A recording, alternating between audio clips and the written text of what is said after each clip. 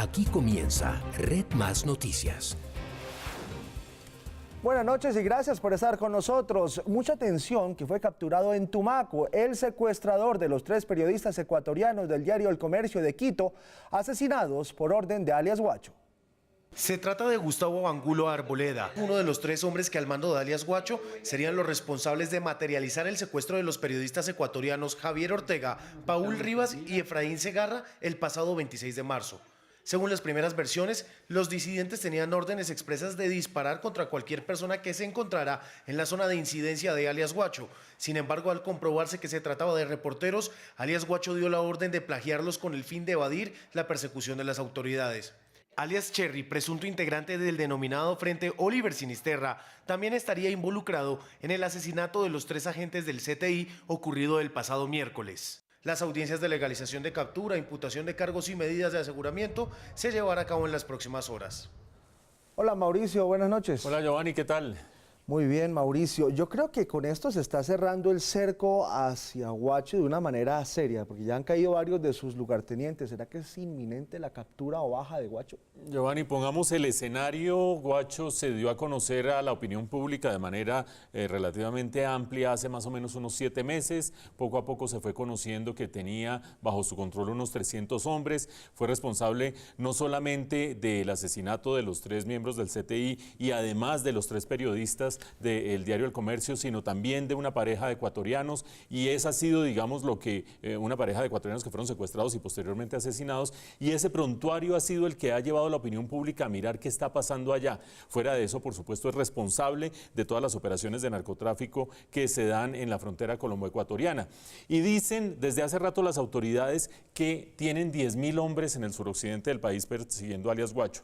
Alias Guacho tiene 300 hombres. Uno dice 10.000 contra 300. Esas cuentas, por supuesto, no se pueden hacer en una zona tan compleja, tan carente de presencia del Estado como es el suroccidente colombiano, pero en todo caso uno diría, tarde o temprano tendría que suceder.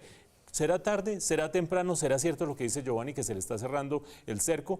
Pues lo que sucede es que falta quien vaya llevando directamente a donde está alias Guacho. Y cuando ocurrió el asesinato de los 3 agentes del CTI la semana pasada, hace unos 10 días más o menos, e inmediatamente las autoridades dijeron, hemos capturado al día siguiente 14 personas vinculadas con este asesinato, pues el país se quedó un poco en vilo, diciendo, ¿será que sí son los responsables? ¿Será gente significativa? ¿Habrán agarrado al primero que se encuentran? Pues entre esos 14, más otros 5 que han sido capturados posteriormente por el asesinato de los 3 agentes del CTI, está alias Cherry.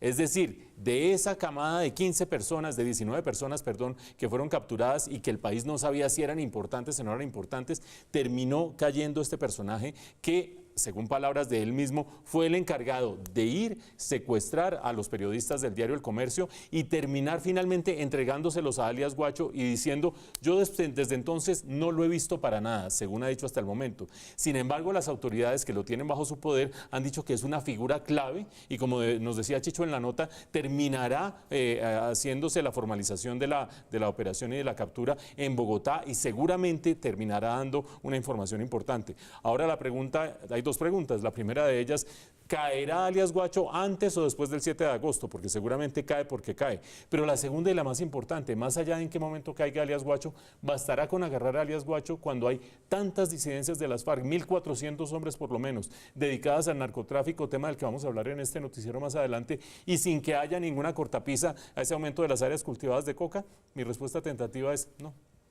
No, y tiene razón Mauricio, y justo sobre esto, el tema relacionado es que el diario El Comercio de Ecuador tuvo acceso a un documento en el que Gentil Duarte, que es exmiembro de las FARC, le envió a alias Guacho, en el que le describió sus planes justamente para refundar las FARC.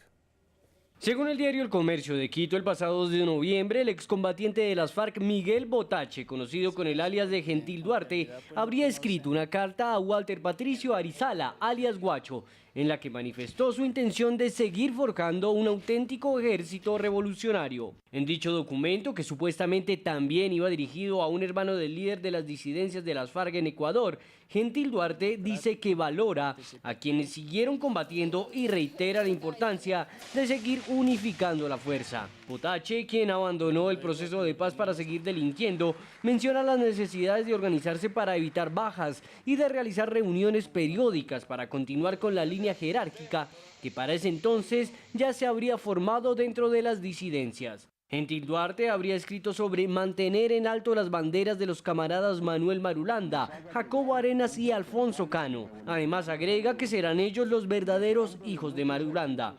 El diario ecuatoriano ya había publicado otras comunicaciones entre Guacho y Gentil Duarte, en las que el excomandante de las FARC le dio su apoyo al disidente que opera en la frontera entre Ecuador y Colombia. En un operativo antidrogas, las autoridades del Perú capturaron a 51 personas en la frontera con Colombia. La mayoría de los detenidos son colombianos.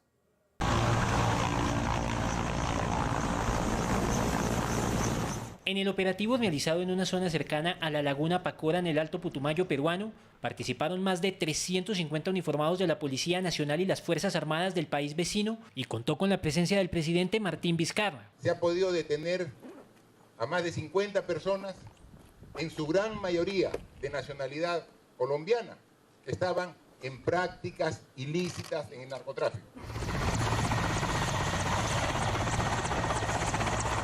Por aire y tierra, las autoridades descubrieron 4 laboratorios de producción de cocaína. También encontraron hojas de coca picada y varios insumos químicos. En cuanto a droga, 15 galones de sulfato de cocaína, 20 paquetes de marihuana. Asimismo también accesorios como cilindros, 4 paneles solares, 2 picadoras de hoja de coca. Las capturas fueron realizadas en medio de un estado de excepción de 60 días vigente desde el 16 de julio en la región peruana de Loreto, fronteriza con Colombia, por la supuesta presencia de grupos disidentes de las FARC. Los 40 colombianos detenidos fueron enviados a Iquitos. Estas capturas, Mauricio, son también producto de un acuerdo y un trabajo binacional, pero también esta situación es un tema binacional, porque esta tarea criminal empieza en Perú y termina en Colombia. En estas operaciones, bien lo dice usted, Giovanni, han participado tanto fuerzas militares y de inteligencia de Perú como de Colombia. Y en el caso de Perú, recuerde usted que en la provincia que es adyacente a la frontera con Colombia se concentra más o menos 1000 hectáreas de cocaína, de coca, perdón, no de cocaína, 1000 hectáreas de coca sembrada y los laboratorios que ustedes vieron que han sido en este momento destruidos. Que haya estado el presidente de Perú en esa operación, que haya ido directamente a la provincia a informarnos, como lo veíamos en la nota, de las 51 capturas y los 4 laboratorios, muestra la importancia que le está dando Perú a esta situación. Importancia que de tiempo atrás, ¿a qué situación? A la presencia de las disidencias de las FARC en la frontera. De tiempo atrás se la venía dando Ecuador. Y quiero referirme en concreto a la nota del diario El Comercio por lo siguiente. Hay gente que ha dicho, el diario El Comercio de Ecuador lo que hizo fue reciclar información de la revista Semana, y por lo que apareció en el fin de semana pasado, en la que la revista Semana decía que se estaba buscando la refundación de las FARC y que por lo tanto noticieros como el nuestro o algún otro noticiero que haga eco de la noticia del diario El Comercio estaría reciclando información ya reciclada. No, señoras y señores, la nota del diario El Comercio es muy importante por 2 motivos. Recuerden ustedes que ayer ya registrábamos que se están dando esos esfuerzos de distintos disidencias de las FARC para coordinarse y conseguir acceso a un cinturón que iría desde Ecuador hasta Venezuela para el narcotráfico y dominio del suroccidente colombiano también para el narcotráfico. Punto y aparte, hasta ahí el general Mejía por una parte y el ministro de Defensa dicen eso es grupos dedicados al narcotráfico, no tienen ningún propósito político y no hay nada nuevo allí. ¿Qué importancia tiene la carta de Gentil Duarte que terminó publicando el diario El Comercio? Primero que todo, es de noviembre del año pasado, es decir, no es una cosa de la que se está apenas hablando recientemente, sino que es una iniciativa que viene desde noviembre del año pasado. Segundo, ya hace parte de los archivos de la justicia ecuatoriana, está metida en el archivo de la investigación. Ustedes se acuerdan de los carros bomba que pusieron en San Lorenzo, en la provincia de Esmeraldas. En ese archivo ya estaba esa carta en la que Gentil Duarte se dirigía a Guacho. Y tercero y muy importante, en esa carta no solo le dice hagamos el cinturón entre Ecuador y Venezuela y controlemos el narcotráfico, sino que dice saludo la decisión de grupos como el suyo de buscar mantener el espíritu revolucionario de las FARC, número 1, y buscar y perseguir la búsqueda del poder con todos los medios de lucha, con todas las formas de lucha. Vaya uno a saber si eso es una máscara para detrás seguir solamente narcotraficando, pero que hay intención política en una carta que está desde el 2 de noviembre del año pasado y que está en los expedientes de la justicia ecuatoriana desde hace rato, lo hay. Ya las autoridades colombianas tendrán sus discrepancias, pero ese documento es totalmente inapelable, Giovanni. Mauricio, ¿sabe qué me preocupa adicional? Esta mañana en nuestra alianza con Caracol Radio, Darío Arismendi entrevistaba al profesor Néstor Rosanía y decía que hay un actor adicional y son los narcotraficantes del Brasil, que también llegaron a esa zona y como que se están aliando y se está formando algo muy maluco. Giovanni, agarra usted todo el cinturón que va desde, ustedes ven el mapa de esta manera, que va desde el suroccidente del país y que va agarrando toda la frontera con Ecuador, toda la frontera con Perú, toda la frontera con Brasil, y acuérdense que en esa refundación buscarían llegar hasta Venezuela, es decir, todo un corredor donde no hay mucha presencia del Estado o una conspicua ausencia del Estado colombiano y de las autoridades para traficar droga en ese punto. Y agréguenle ustedes el contacto con el cartel de Sinaloa y ya estamos hablando de una organización multinacional del narcotráfico, cosa que siempre ha existido, pero que en este caso se enclavó en esa región en la que dejó las FARC cuando se desmovilizó, con el matiz que tiene en este momento el que esos grupos están tratando de tener presencia política frente al Estado colombiano. La mafia es multinacional, la presencia política y la amenaza contra el Estado es para Colombia. Amenaza muy peligrosa. El general retirado Mario Montoya se sometió hoy a la Justicia Especial para la Paz. Montoya, el único oficial que recibió 6 veces la Cruz de Boyacá y quien fue el cerebro de los golpes más exitosos de las fuerzas militares contra las FARC, entre ellos la Operación Jaque y la muerte de Raúl Reyes, está señalado de ser uno de los protagonistas clave del escándalo de los homicidios en persona protegida, más conocidos como falsos positivos. La JEP confirmó que Montoya se acogió al tribunal, decisión que según algunos expertos implica que el general admite que es responsable de algún tipo de delito durante el conflicto. No es una justicia para que lo investigue un juez especial o un juez más benévolo. Es una justicia para personas que delinquen, reconocen su conducta y quieren repararla. A la luz del acto legislativo que le dio vida a la JEP, Montoya podría recibir una pena mucho más moderada que la que recibiría en la justicia ordinaria. Y esa podría ser una de las razones por las cuales decidió pedir pista en la justicia transicional. En el caso de los miembros de la Fuerza Pública, el acto legislativo 1 de 2017 es claro. Es para militares que han cometido delitos con ocasión o relacionados directa o indirectamente con el conflicto, y van en busca de un tratamiento benévolo, equiparable o simétrico a los miembros de la guerrilla. Aunque ni Montoya ni su abogado han aclarado cuál es la pretensión del oficial al presentarse ante la JEP, expertos consideran que ese solo hecho implica su responsabilidad, cuyo grado será determinado por los magistrados. Allá se determinará qué clase de delito es y cuál es el tratamiento benévolo que le van a dar, si es por omisión, si es por acción, etc. La de Montoya no sería la última presentación de altos oficiales ante la JEP. Red Más Noticias pudo establecer que un grupo de uniformados estaría listo a someterse a este tribunal en los próximos días, luego de que sus abogados les aconsejaran que ante el avance de los procesos en la Fiscalía y la Procuraduría es más aconsejable someterse a la justicia transicional que a la ordinaria. Mauro, si la JEP es para quienes delinquen, el hecho de que el general se presente implícitamente está reconociendo que delinquió. Ojo, Giovanni, yo creo que ahí está la pepa del asunto. Por supuesto, la opinión del doctor Charri es inmensamente más calificada que la mía en este caso, y yo le creo al doctor Charri, que dice que cualquier persona, sobre todo militares, que se presenten a la JEP, ya están, por el solo hecho de presentarse, implícitamente aceptando que hay una conducta por la cual ellos deben ser juzgados y pueden ser investigados y juzgados. Sin embargo, tenemos un antecedente de apenas la semana pasada, o hace apenas unos días, Giovanni. El general Torres Escalante, bueno, el general Montoya, acuérdense ustedes quién es el general Montoya, el general más condecorado de la historia del país, general que estuvo durante un poco más de 2 años como comandante del ejército bajo el gobierno de Álvaro Uribe y bajo el Ministerio de Defensa de Juan Manuel Santos, es decir, una estrella que tiene su otra cara, que son las acusaciones originalmente por Bojayá, pero eso no prosperó, y después por los falsos positivos. Por lo tanto, es una figura muy importante. El general Torres Escalante hace unos días se presentó también a la JEP, también tiene acusaciones por falsos positivos. Y al presentarse ante la JEP, cosa que todavía no ha hecho el general Montoya y que hará en los próximos días, lo primero que dijo el general Torres Escalante fue: me presento ante la JEP porque en la jurisdicción ordinaria, en la justicia ordinaria, no hay garantías para mí.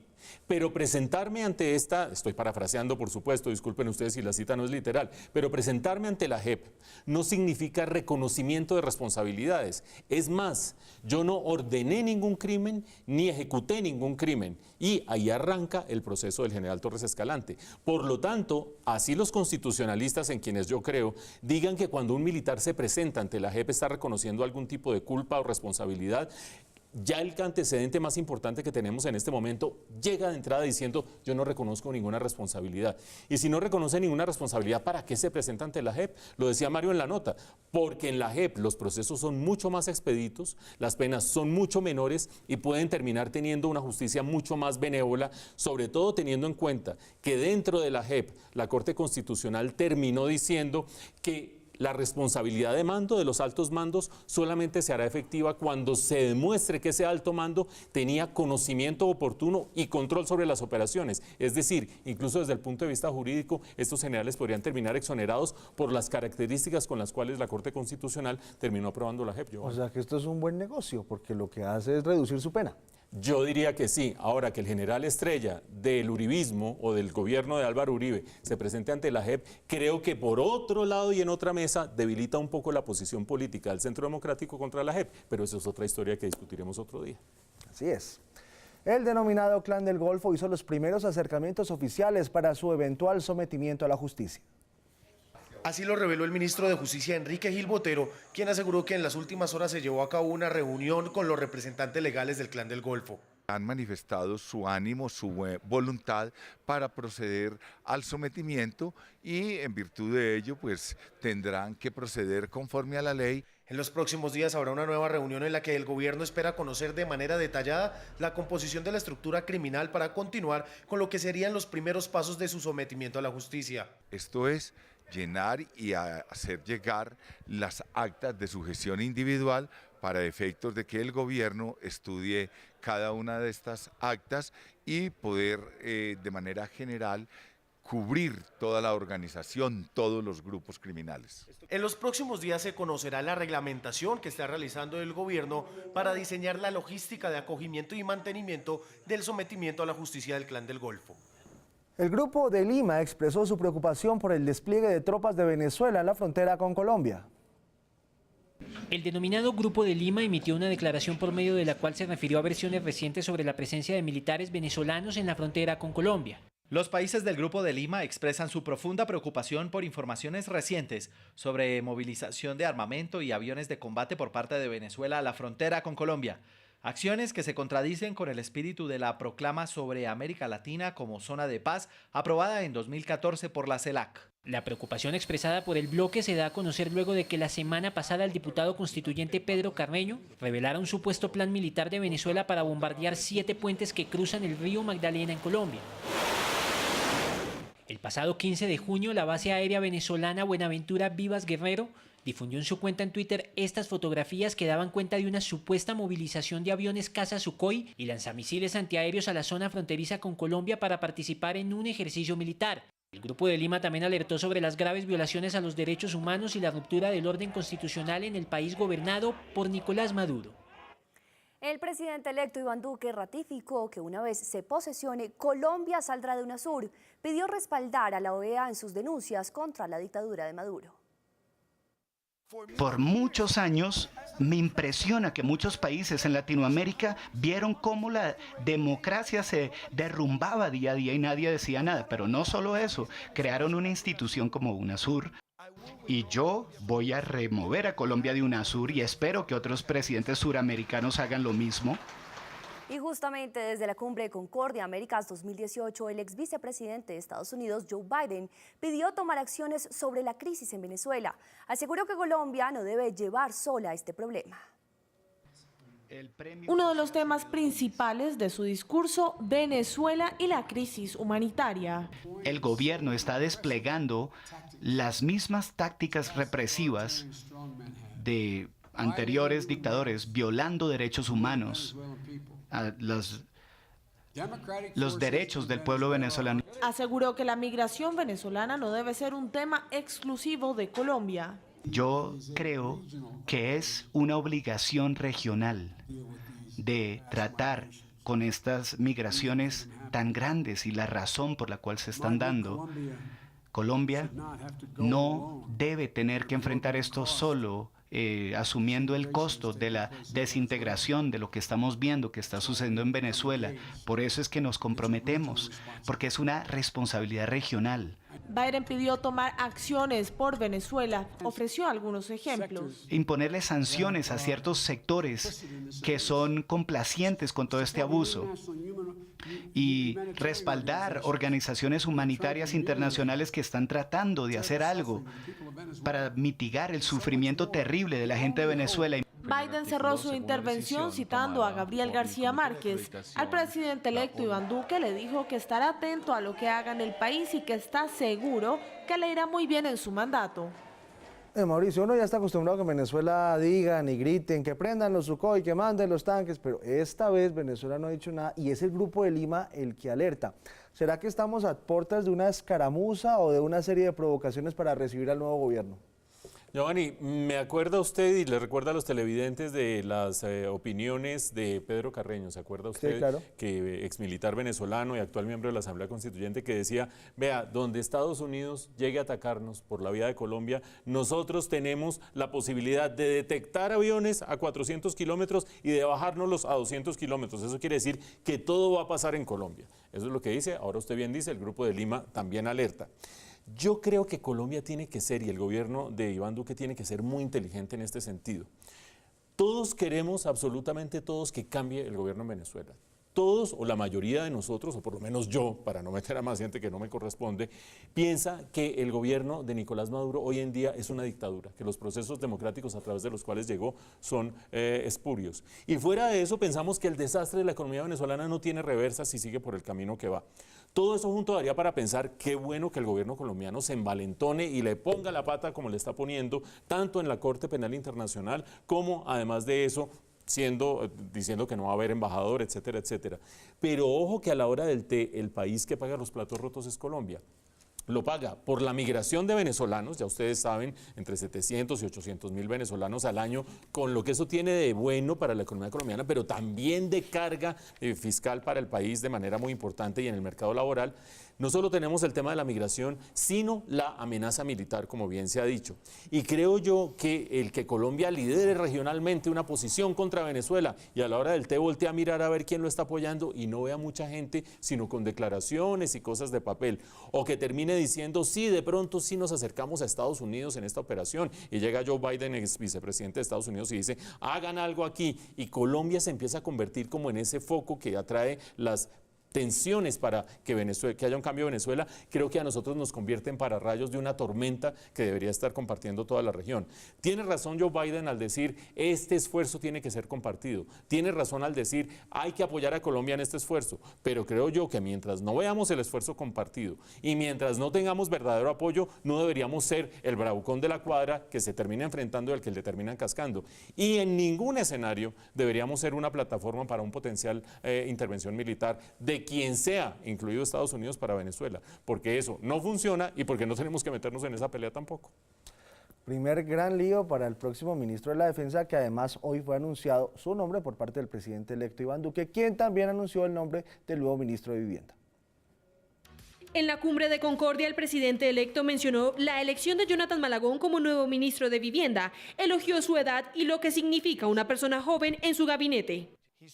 Él tiene 33 años de edad, él nació en La Guajira, en uno de los estados más pobres de Colombia. Él fue educado como economista en una universidad pública, el mejor estudiante de su promoción. También confirmó a Guillermo Botero como nuevo ministro de Defensa Nacional, quien se encargará de enfrentar los retos más grandes de seguridad que tiene el país. Un ministro de Defensa con una gran experiencia gerencial, con un gran amor por Colombia, una persona que le ha servido a muchos sectores de nuestro país. Muy agradecido con el presidente Duque por su designación. La manera como lo hizo hoy, pues la verdad me enalteció, me conmovió. Ante las críticas por pertenecer a los gremios, hubo quienes defendieron las cualidades del actual presidente de FENALCO. El hecho de ser un dirigente gremial, por el contrario, le da un contacto con la realidad económica del país, con la realidad social también, y en el caso de la seguridad, pues son los empresarios como los ciudadanos quienes han sufrido los problemas de la inseguridad. Es un hombre que conoce la realidad rural y la problemática de inseguridad rural porque él mismo sabe lo que es producir en el campo. Con esos son 10 los nombramientos hechos hasta el momento por Duque. El Consejo Nacional Electoral podría dejar en firme la elección de Jesús Santrich al Senado. Sin embargo, el exguerrillero no se podrá posesionar. Un caso similar se da con la senadora electa Aida Merlano. El caso de Santrich es similar al de Aida Merlano. Ambos se encuentran actualmente recluidos en la cárcel. La senadora investigada por delitos como ocultamiento, porte ilegal de armas y corrupción al sufragante. Y Santrich recluido en la Picota por delitos de narcotráfico. Adicional, una requisición de extradición. En ambos casos hay una investigación en curso, pero no una sentencia. Cuando hay una condena con pena privativa de la libertad por delitos que no sean políticos ni culposos.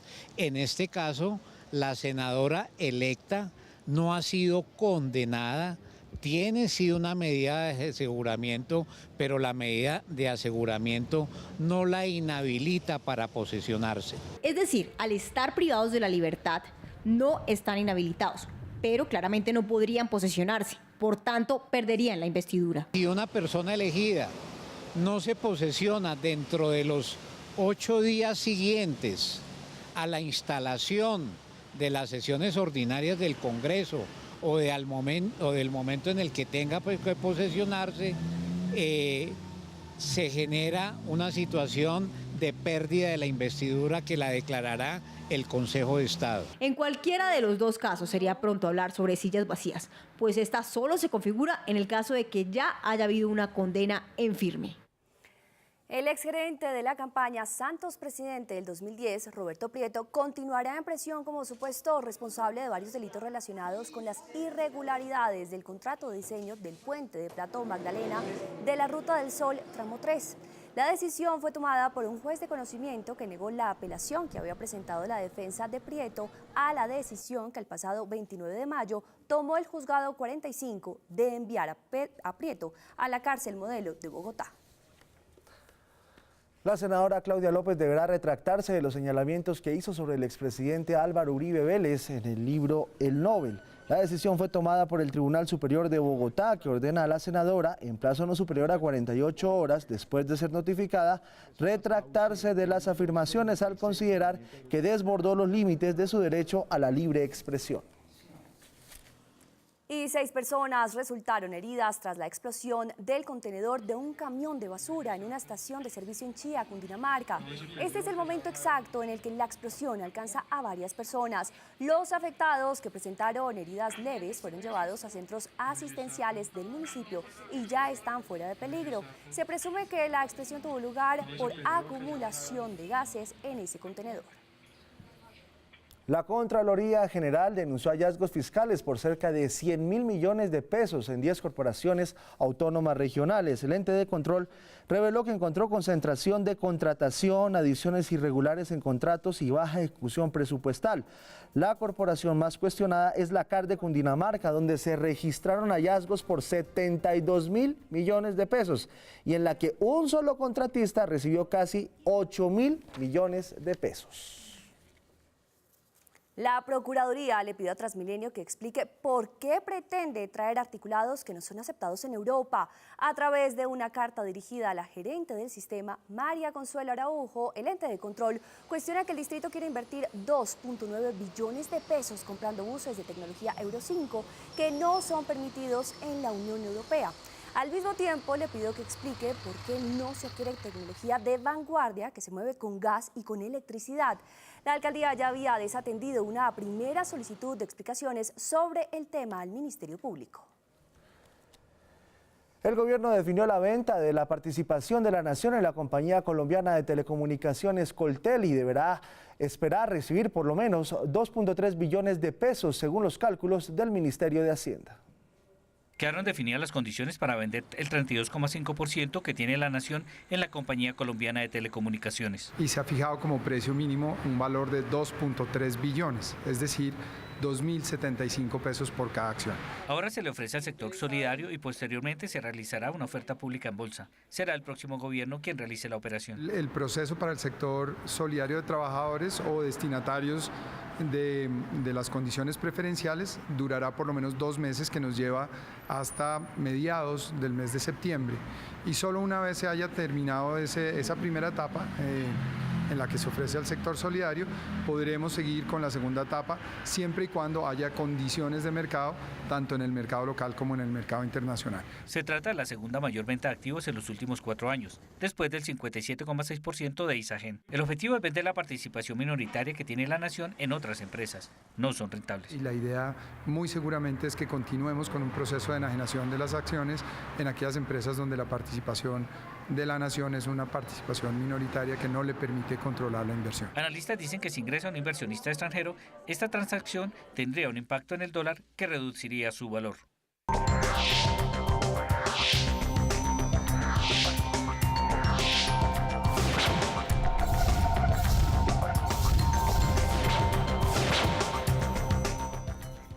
Llega el momento de las noticias internacionales porque se registra un nuevo ataque de grupos paramilitares contra la población civil en Nicaragua. Ha dejado 3 civiles y un policía muerto.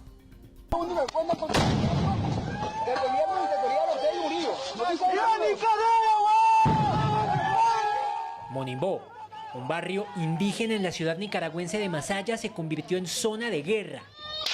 ¡Cuidado, cuidado, cuidado! ¡Te dieron, te dieron! ¡Hay 2 heridos, hay 2 heridos!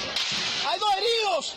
Pobladores de esa zona fueron atacados por la policía y grupos paramilitares que intentaron quitar las barricadas instaladas por la población civil. Mientras los ciudadanos intentaban protegerse y atender a las personas heridas, la policía justificó así el ataque. Como policía tenemos el compromiso, ¿verdad?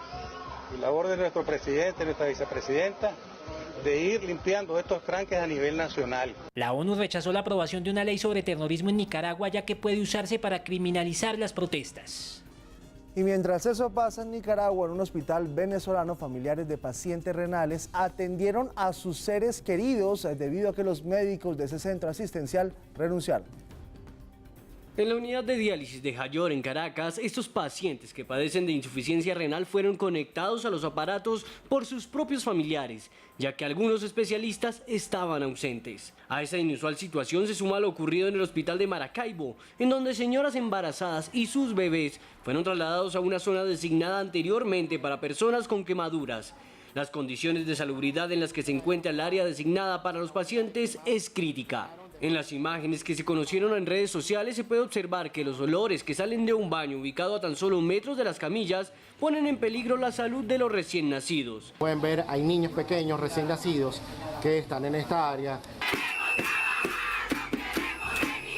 Enfermeras y médicos llevan en paro más de 23 días y exigen un aumento de salario y mejoramiento de las condiciones laborales. Es momento de hablar de Mark Lee y por supuesto la pasión por los perros. Hoy nos presenta a Ananis, es una perrita Shih Tzu bastante cascarrabias.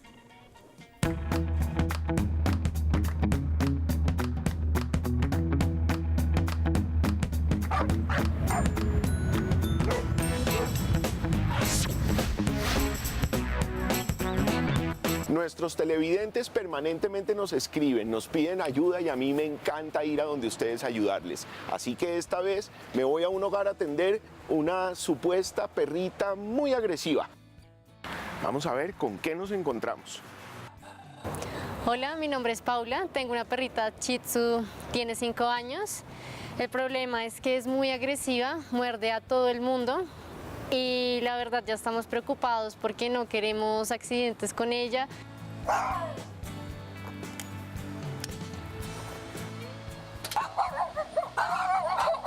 ¿Cómo está? Una de las maneras como yo voy a ejercer confianza con ella es mostrándole que yo también tengo acceso a esto tan íntimo de un perrito y su propietario o su amo, que es el collar y la correa. Parte del trabajo que tienes que empezar a hacer es trabajar un poquito el desapego. y es que ella no tenga que estar siempre pegada a ti para entender que supuestamente tú eres la que la va a salvar. Esto nos va a tomar unos minutos, pero ella me va a dar el papayazo en algún momento donde la voy a coger, le pongo la correa y ya ahí perdió la batalla. Ese gruñido es un gruñido falso. ¿Ok?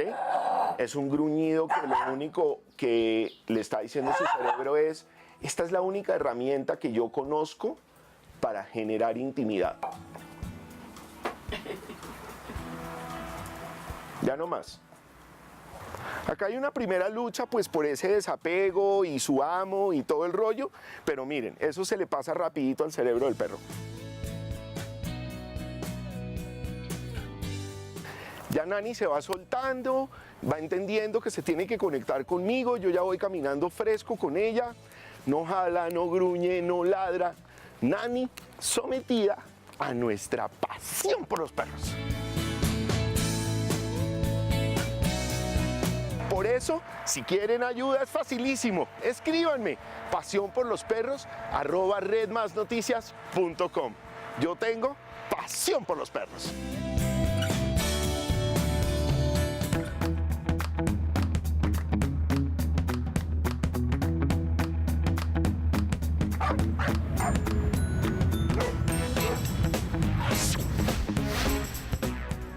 Muy bien, y hasta aquí Red Más Noticias. Quédese con nosotros, un debate buenísimo. Daniel Pacheco va a estar con Armando Benedetti, José Obdulio Gaviria de Zona Franca. Siga con nosotros, esto es Red Más. Feliz noche.